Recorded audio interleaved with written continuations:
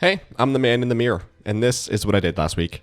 I'll start off with Horrific Visions because after a few attempts, I was able to successfully do an 8-mask run in Stormwind. And I just want to give some general thoughts and tips on that, just in case someone is struggling on that or you're waiting on going into it eventually.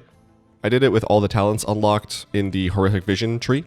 And one of the first things I learned is that the Mage Quarter is the hardest of all of them, and that's where you should start, because if you're going to die, that will likely be where, and it's much less frustrating and less time consuming if you die there, reset, go again, rather than doing all the other ones first and then doing that one. That quarter is a little bit unfair because there are so many mobs that continuously spawn, especially if you go right when you first come in. There's just a bunch of stuff there, and with one of the masks being bolstering, which basically gives every ad when it dies, it gives all the ads around it 15% damage buff. That stacks so unbelievably fast, and things just do so much damage to you, on top of the fact that every 25 kills Hogger spawns, so you're fighting Hogger every like 10 to 15 seconds.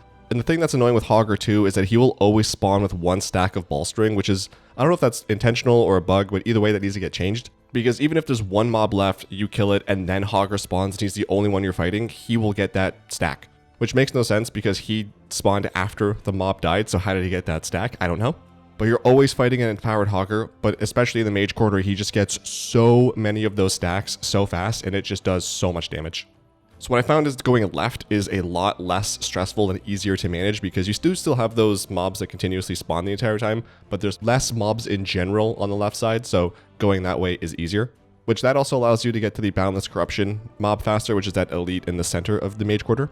That fight is very annoying as well because you have the clones of you that spawn that if you touch one, you get stunned for like 3 seconds. You have Swirly spawning, and then the boss has its Frontal Breath ability. And all three of those can come out at the same time, and you're kind of not able to do anything about it, and you just die. So just get that over with as quickly as you can. And then the boss itself in the Mage Quarter is frustrating because you basically need 3 interrupts, or you need 2 interrupts and an immunity. Because the missiles do, I think, like 75 sanity per tick, so you lose like, I think it's like 200 or 300 sanity by the time that's over. And the polymorph lasts 3 seconds, but you're just moving back and forth the entire time, spawning puddles on top of puddles on top of puddles, and you immediately lose all your sanity. So what I did as a Fury Warrior is I interrupted the first missiles, I interrupted the first polymorph, I interrupted the second missiles, but I didn't have Spell Reflect up for this second polymorph. So before starting that fight, I equipped a PvP trinket and immediately used that to break free of polymorph when I got cast on. I could have also spec'd in a Bladestorm to immune it. If you're a paladin, you can bubble that, and I'm sure other classes have something else that you can do, but without that, you will not be able to do that fight. But personally, I felt that once I was able to do the Mage Quarter, everything else was pretty easy from there. I didn't have really any issues in the Trade District or the Dwarven District. I think a couple things to keep in mind are that one, on the list of the reasons you'll fail an 8-mask run, naturally running out of sanity is never going to be one of them. Your sanity drops very slowly. Hogger gives you 100 sanity, you have the potions that give you 100 sanity, and there's plenty of elites that give you 100 sanity, so unless you obviously stand in something that you shouldn't, your sanity is never going to be an issue, so take your time, pull slowly. But also keep an eye out on the top of your screen so you can see how many kills you need before Hogger spawns, because you do not want to be pulling a trash pack of 10 people and you need 1 kill until a Hogger spawns, because that's just going to be brutal. In Old Town, Shaw isn't that bad, really. I think obviously the main thing is just making sure the eyes aren't casting on you. There were multiple times when Shaw was like standing to the left of me and I was facing not at him, but still somehow managing to melee him just so the eyes weren't hitting me. Mechanics are the most important thing in this, so making sure you're focused on them first before you do DPS is going to get you a far way. And then Illyria is definitely probably the hardest thing of all of this. That was like about a 5-minute fight. I think there was 1 minute in there where I did not attack her a single time because multiple mechanics were happening at the same time. She was standing in something, I couldn't attack her. For the fire barrels that spawn, you can kick them away, but I just found it easier to bait them out to the walls, and that way I don't have to kick them, don't have to worry about that. I learned that Spell Reflect doesn't work on Polymorph here, so I actually have to interrupt it, so that was annoying. And one other thing that sucks is I don't know if it's a mask or just an ability from one of the bosses, but there's an ad that spawns randomly, and this ad counts towards the Hogger spawn kill thing. And going into Illyria, I had 1 more kill before Hogger spawned, and of course that ad spawned on Illyria, I killed it, and then I was fighting Hogger, an empowered Hogger that is, and Illyria at the same time. So that was a little bit annoying, but I was able to have 2 orbs going into that fight. I think I also had my free revive there as well, so I don't remember if I used that during the fight, but at least having 2 orbs during the fight, I ended up using both of those. So having as many of those active as possible is great. So good luck to anyone doing that. I'm never doing an 8 mask run in Stormwind again. I just need 1 more in Orgrimmar next week, and then I'm never doing 8 masks ever again. But moving on to other things, Dastardly Duos came out this past week, and I did that for maybe an hour on stream this past Wednesday. The VOD is up for that if you'd like to watch it. I'll be back streaming on Wednesday at around 12 to 12:30 p.m. Pacific on Wednesday, so if you want to come check that out, come say hi. I'd love to see you. But overall, this was not really all that engaging. It was, I don't know, fine, I guess. It is a limited time event, so it's not like this is a permanent thing like Visions. I feel like this and Visions probably could have come out at the same time because neither of them are all that long or challenging, maybe. I don't really know what the point of this is. I feel like we have so many ways to get gear for alts at this point for like veteran and champ gear that this seemingly being another one of those doesn't really make much sense. But let me know what you think. Maybe there is something fun about it. Maybe the gear is better than I'm seeing. Maybe just fun in general for you. Just let me know in the comments what you think. I'd love to hear about it. Moving on to gear upgrades for my warrior, he did not get any more item level. He is ending the week and probably the season at 673. There was nothing good in my vault, which is a little bit disappointing, but I ended up taking the heroic belt for transmog, and now I just need the wrists to complete the heroic set and get that achievement, so some sort of progress is nice, I guess. But I was able to get my 3rd dinar this week and was able to get a heroic pacemaker, which was pretty exciting. I forgot last week when I was talking about this that I could just buy it from the vendor, so I don't have to go run Floodgate to get that. So gear-wise, my warrior is pretty set. I don't really need any more upgrades. If I get any mythic stuff, obviously that's great, but I'm pretty content with where he's at. With that new gear, I jumped into some Mythic Plus this week. I tried a 13 Cinderbrew with Cost Streams TV. That was a little stressful at times, but overall I felt like I wasn't completely out of my element. We weren't able to finish that, which sucked, but it was nice getting into a 13 to kind of see how I stack up with it. And then on top of that, I did a few Priory runs. The tanks that I was mostly running with were just falling over on that first pull, and or just the group damage was low, so we weren't getting very far.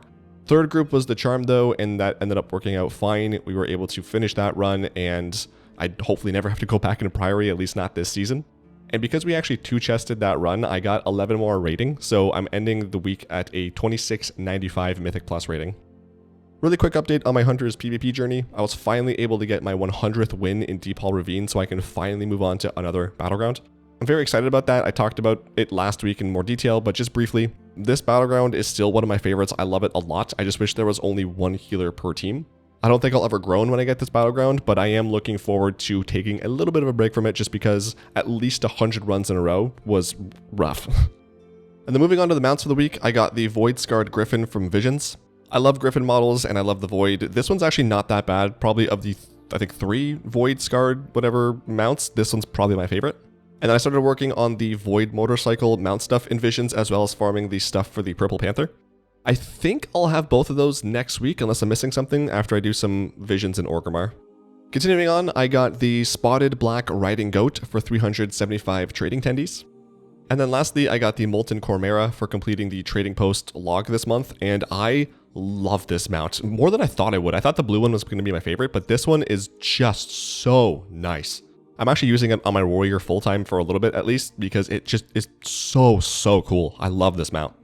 And then for achievements, I ended up getting 275 more points, and I'm ending the week at 46,050 points. It feels like I blew past 45k. I don't think I was in there for very long. Anything past 45k at this point is fantastic, and I'm just very excited to continue working towards 50k now.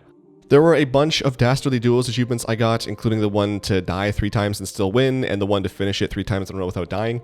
I imagine over the next few weeks, I'll finish off most of them, if not all of them, and just have the one to get a high score every week as the last one to obtain.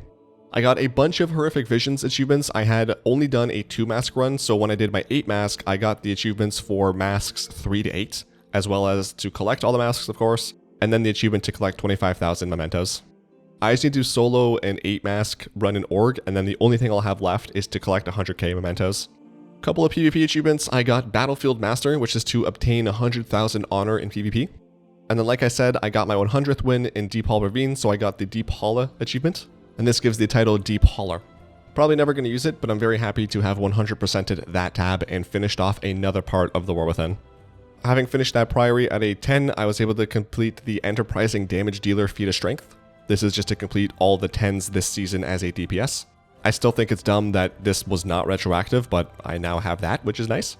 And then lastly, I got the Proven Pet Parent achievement, which is to collect 1,400 pets. I only have the 1,600 and 1,800 achievements left to do now. But that is it for me. That's everything that happened to me last week and all the things that I wanted to talk about. Let me know how your week went, what you've been up to in-game or out of it. What do you think of Horrific Visions? Have you tried an 8-mask run? Are you going to? What are your thoughts on Dastardly duos? Is it interesting? Is it fun? Is it something that doesn't make much sense to you like it does me? Any good movies you saw? Anything fun you did outside of the game? Anything and everything, I would love to hear about it in the comments. Just let me know. If my videos keep getting recommended to you randomly on your feed and you do enjoy what you see, I'd appreciate it if you would subscribe because then they go straight to your subscription box. And if you're already a subscriber, I love you lots. If you like this video, please give it a thumbs up because that does help me. And if you did like this video, you may also like another video I made talking about how I think AI could improve WoW. Click the video on screen now if you want to learn more about my thoughts on that. Thanks for watching. Have yourself a fantastic week. I'll talk at you next week. I love you.